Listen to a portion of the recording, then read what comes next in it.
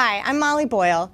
My colleague, Vin Messina, and I are going to explore the list of top finance and accounting priorities. We're going to highlight why these things are top priorities, why they're top of mind and important to CFOs, chief accounting officers, and controllers. We'll discuss what the risks are of not having the time to adequately focus on these areas, and most importantly, we'll highlight how technology like BlackLine's modern accounting platform enable finance and accounting teams to succeed. All right, Vin, so this topic is one that on the list of things that might be top of mind for F&A priorities, perhaps isn't one that would be the first that comes to mind, right? Might not be at the top of the list. We're going to talk a little bit about this concept of environmental, social, and governance. And I want to start by kind of, defining what that even is, because this is a relatively new and emerging topic. So let's break it down a little bit in terms of, what is environmental, social, and governance, and why are companies focused on this? At the end of the day, it's really sort of a set of standards, a set of criteria that investors ultimately can use to make decisions, right, about investing. And so if you think about each, environmental could be the way a company handles its carbon footprint, its sustainability impact, those types of policies. From a social perspective, this is about how companies interact with the communities around them, with their customers, with their suppliers, with their employees. And then governance, which maybe is a little bit more directly related to BlackLine and to our area. Governance is really all about how companies handle things like diversity, equity, and inclusion, executive pay, controls, how they interact with their internal and how they interact with their external auditors and manage those types of policies and procedures. And ultimately, ESG has been a big focus area in recent years. Before we get into how companies are focusing on ESG and why they should be and what the cost might be if they're not focused on it, just a few other things that I've observed and seen. I think, from an accounting and finance standpoint, as we think about this on the list of finance and accounting priorities, ESG has become a really hot topic and a focus area for the SEC. Although there has not been specific updated disclosure guidance for public companies since, I believe, 2010, we are expecting to see some updated disclosure requirements this year. And in recent years, the SEC has been using comment letters to really dig into how companies talk specifically about climate change and some of their sustainability impacts. So thoughts for you on, why this is important? Well, I think it is very much often overlooked by a lot of folks in the finance and accounting world because it sort of seems unrelated. But to your point, you're talking about governance. So right out of the gate, you're talking about reporting and metrics. But here's the thing. As you take it up a level, this is one of the best ways in the modern era for accountants to really link to the performance of an organization, because it is now being labeled. McKinsey has some research out there from 2,000 academics that talk about things that range from cost of capital to investors refusing to invest kind of thing. So it's about a brand. It's about internal costs of capital and control mechanisms. It's about business performance now. It's not just this sort of random social consequence, right? There are legit cost components to just being social and sustainable and taking care of these things. And then there are all those indirect related costs that organizations that are not high on ESG compliance have to endure. Yeah. It's just that simple. I mean, it is directly related to what the CEO is trying to get done on a global scale. Yeah, and I think in terms of who owns ESG, right, that looks different depending on a lot of factors, including what industry an organization operates in, what their communities look like.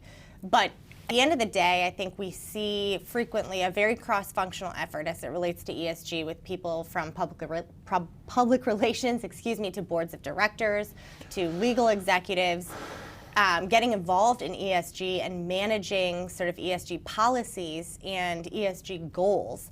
That said, I did see an Accenture study recently that said 68% of executives said that the ultimate ownership around ESG lies with finance.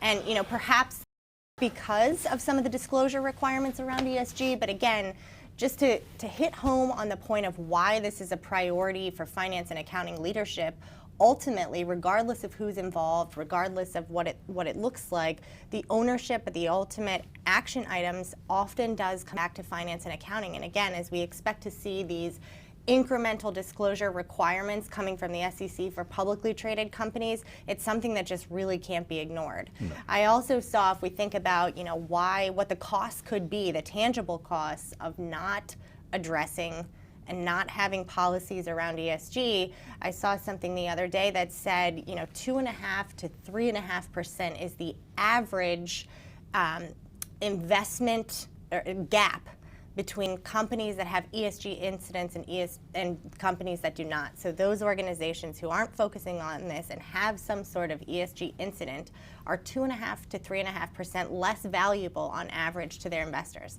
Those are real tangible costs. Yeah, it's not soft really. And the McKinsey research that I was referencing suggests that those organizations that are high on ESG preparedness have on average, a 10% lower total cost of capital, right? That's real money.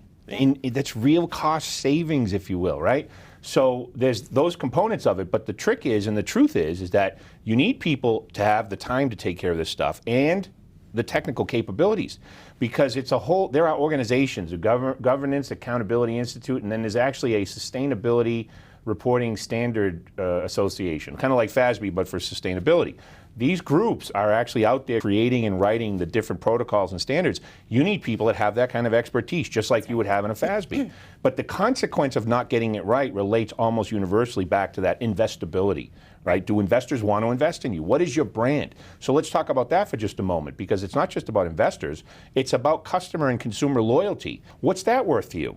So as you start to contemplate the procedures, the approaches, the protocols, you want people in your accounting organization to help define some of your strategy, then help execute some of your strategy, and then help report and assure the market that you're actually doing these things.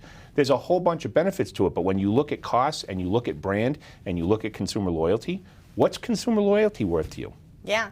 Well, and you make a good point there. You alluded to a point where, I think sometimes in finance and accounting, it's easy for us to feel disconnected from the ultimate sort of customer relations to the outputs of our organization to sort of the front end of the business, right? We've often been classified as back office. I think so many organizations have reactive finance and accounting process, but this is an example, ESG is an example of a real opportunity for finance and accounting professionals to do really meaningful work that has a direct impact on how their organizations interact with the communities around them and how they deliver value to their investors. So I think while this topic is, again, as we said when we started, maybe not one that would come top of mind to you, as you said, what should accounting and finance be working on right now? And, how could technology like Blackline make an impact to CFOs and chief accounting officers? I think this one has some really unique ways where, what we do here at Blackline, what we enable with our technology, how that can impact something like ESG. A few things that come to mind for me.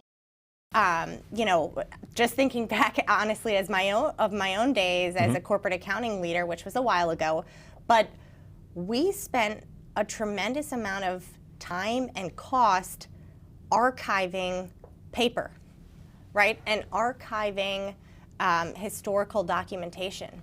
I can think it really actually wasn't that long ago, the days where there were physical binders, where there were, whether it was old tax returns or controls documents or audit documentation that needed to be retained, and we were spending a lot of effort, time on the part of our people gathering this information, organizing this information, and then storing it for years and years on end. It's actually a carbon. I'm not a carbon footprint expert. Sure. But here's the thing: there's a number of elements of a carbon footprint that is part of an analysis, and that is, so for example, your travel, commuting, right. Airline travel, utilities, office utilities, right? Then you have paper consumption, right? Now, when you think about what Blackline contributes, we neutralize pretty much all four of those. Yeah. Okay. But I want to just take a quick step back and talk about something we talked about in another session, and that was talent. recruiting and retaining, right? And you talk about we actually discussed this, but you just referenced it earlier, and that is that we want to hire, we want to retain, and we want to optimize talent. And one key variable is, do they feel like they're making an impact? And to your point, accounting is one of those sort of back office functions and features that a lot of people don't feel connected to that front end of the business. This is actually a brilliant way to not just become sort of socially conscious, but actually help an organization perform across actually several fronts. So it's a wonderful component, and it intersects with retention and retaining talent. You want top talent? We talked about why that's important. Here's a great connection to actually get it. Yeah, absolutely. And just to highlight, I guess, to hit home a little further on what Blackline can enable here beyond just some of the softer things, right? Our platform is built to enable hybrid work from anywhere, which certainly has an ESG impact. But also, I think we've seen in this time of pandemic and pandemic recovery, while the pandemic might have been the catalyst to force a lot of maybe slower to change accounting organizations to move away from their very in-office focused processes, they now need to be to be able to recruit, retain top talent, and to be able to keep up going forward, they need to be able to enable remote work and hybrid work. And absolutely, there's a cost savings. There's environmental impact of not traveling, not flying, not having to bring your auditors on site or to fly them to your sites around the world. But our platform can really enable that in a simple and easy way by getting rid of that paper, eliminating a lot of the requirements for people to be in person, on site, to travel to where they need to go. And so, again, while maybe environmental, social, and governance wouldn't be the first thing you think of when you think of a cloud platform for storing finance and accounting documentation, there's a real connection there. There is. And it's actually one of the reasons we're doing this series is to help our customers connect these dots. Yeah. And these dots are actually significant and really important to be connected. And Blackline does come in, and we can talk about all those components of sort of carbon footprint neutralization, but also all these standards, if you will, all of these different reporting capabilities, all these different strategic imperatives, and you need people to help design these things for the executives. People need time. And so we go back to that component of what does Blackline do? We can deliver capacity back to your organization. To do what? Focus on ESG. Why is that? 10% cost of capital reduction. That's what we want people thinking right now. That's right. And before we wrap up, just one more point that may be the more obvious one, I suppose, if we think about the governance component of ESG, right? This is an area where our platform is actually purpose-built to address some of these things, right? If you think about whether there are going to be new disclosure requirements that are formalized in the new year, or whether it's just the existing requirements around controls, around audit processes, around review of some of these critical things, they all require proper sign-offs, proper documentation, proper governance, and ongoing monitoring of all this. And to be able to do those things in a platform where your finance and accounting teams, who we heard, are ultimately responsible for ESG, to be able to do those things in a platform where a lot of other meaningful finance and accounting work is being done, it just makes sense. Totally. It saves time. It, helps consolidate, centralize a lot of those related processes, and so why not include some of those ESG related documentation or documents and other processes, right inside either our compliance, task management, or reporting functionality. We provide a lot of value for our customers and our prospective buyers, for sure. This is just another area, another value bucket that we should be talking about, helping our audience think these things through. So brilliant. Yeah, an exciting one. It'll be interesting to see what comes down the pike this year. Absolutely.